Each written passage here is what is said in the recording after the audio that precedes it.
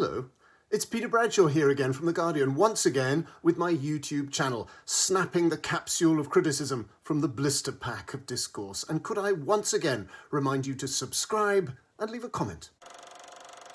Did you know that Frankenstein isn't actually the name of the monster, but the mad scientist who created him? The answer is almost certainly yes, but that's no thanks to the 1935 film Bride of Frankenstein, which explicitly created this monstrous misconception. Because let's face it, the idea of a middle-aged Swiss scientist getting married isn't all that shocking. It was the sensational Frankenstein sequel with Boris Karloff returning as the monster and Elsa Lanchester as both his bride and as Mary Shelley, a doubling which may have inspired The Bride, this new riff on the monster's other half from writer-director Maggie Gyllenhaal.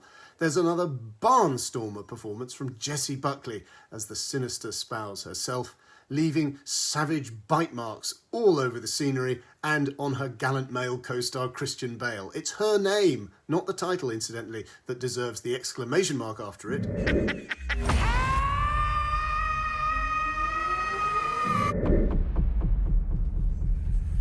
Was I just the same before the accident? There wasn't any accident.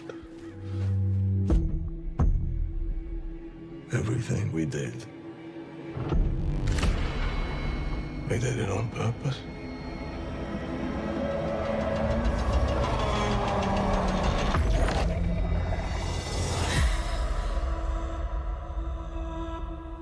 There's nothing left to do now but live.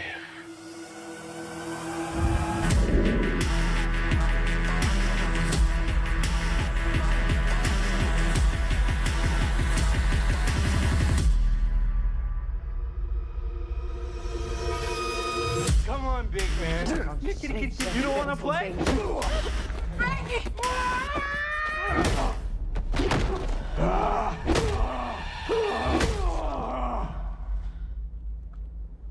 Until death do us part.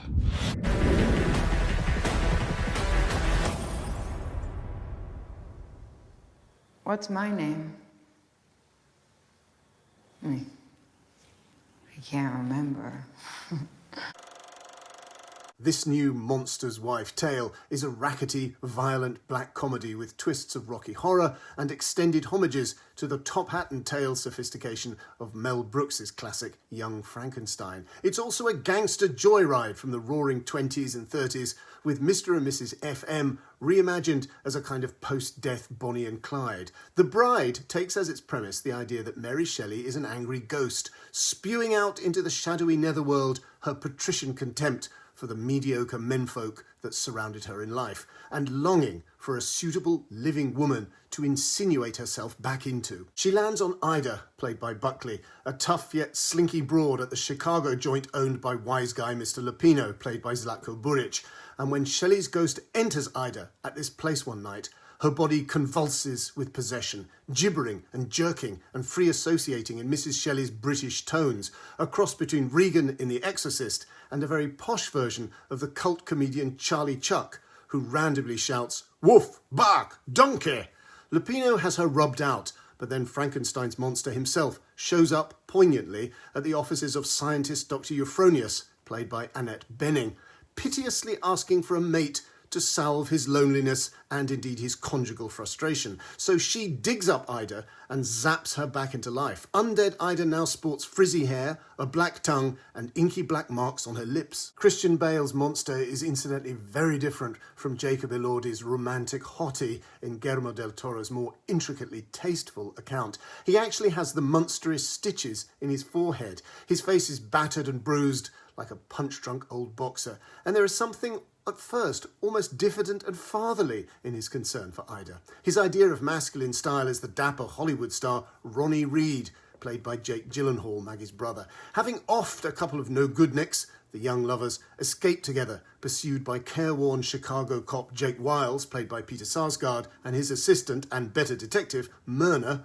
played by Penelope Cruz. I wish we had had an actual wedding ceremony. I wish the bride could have got pregnant. Maybe Maggie Gyllenhaal is saving that for The Bride too.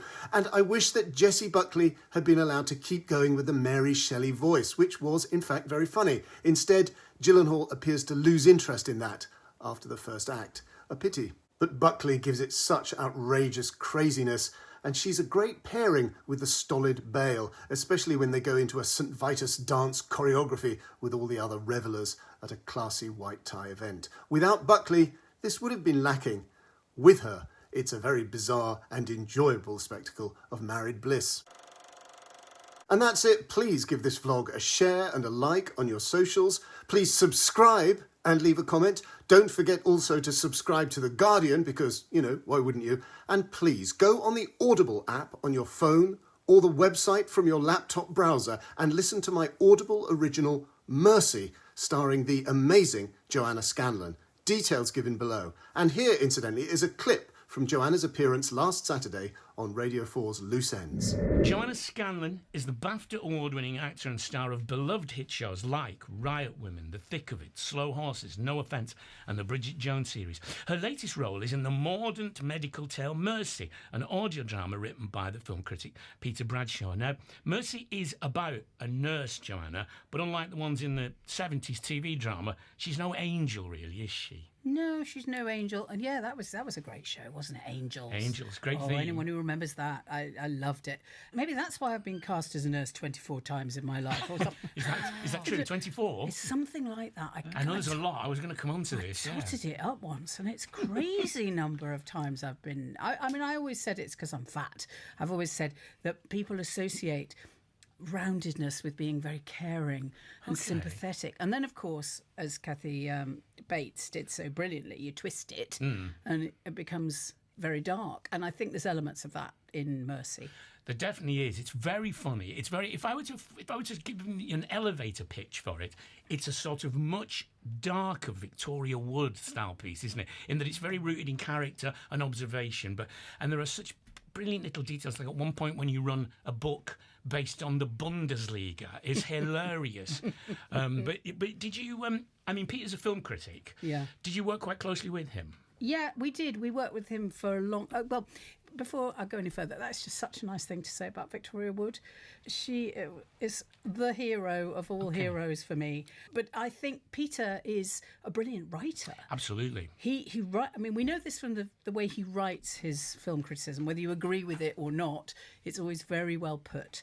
And he's got a very mordant sense of humour. Absolutely. You know, quite kind of sticky. And they're jokes, really. Oh, yeah, they're great jokes. They're proper jokes. Proper jokes. And part of that is his references. His references are wild. And Like I think the Bundesliga. Yeah, like the Bundesliga. And you don't expect that. And it's an old-style character monologue. And that's why I think Victoria Wood comes to mind. There's not enough of it about.